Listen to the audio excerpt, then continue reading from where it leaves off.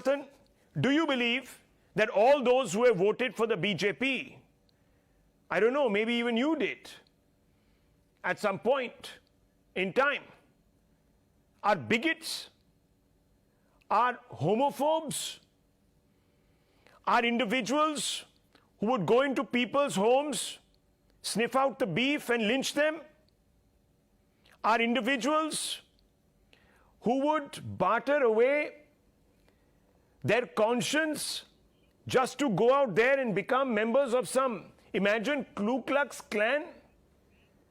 Is that what it's coming down to? Good evening, Rahul, and good evening to all my fellow panelists. No, to answer your question, I've always been a proud Nota voter. I don't know how it's always transpired that Indian electoral scene has never given me an opportunity to vote for someone who belongs to a political party, and I've written about it. It's public, so I always vote Nota.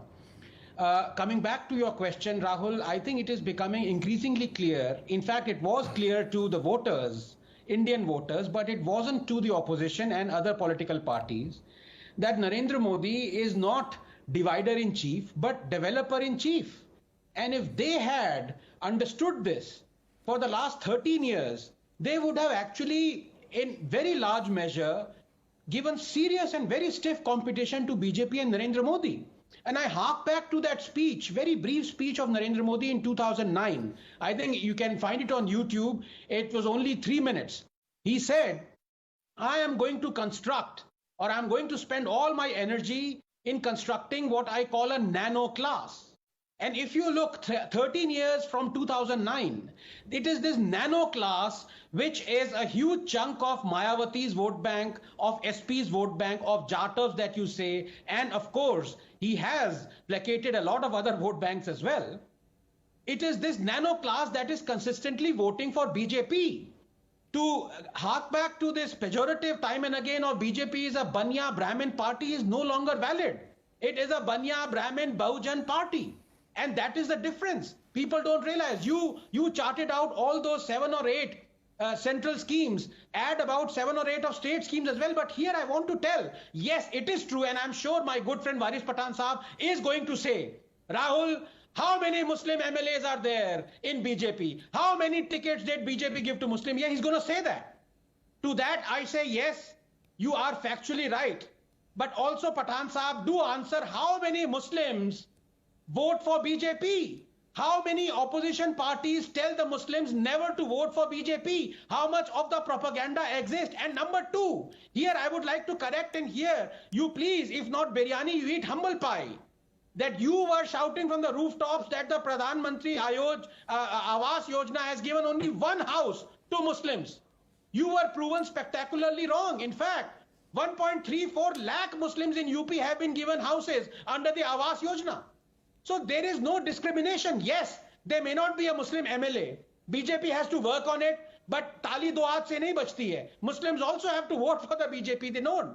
But on the other hand, there is no discrimination when it comes to people who avail of central and state schemes. So there is no appeasement. People have to realize this. And BJP also has to realize that it has to move on. For example, in Deoband, did you know BJP has won in Deoband?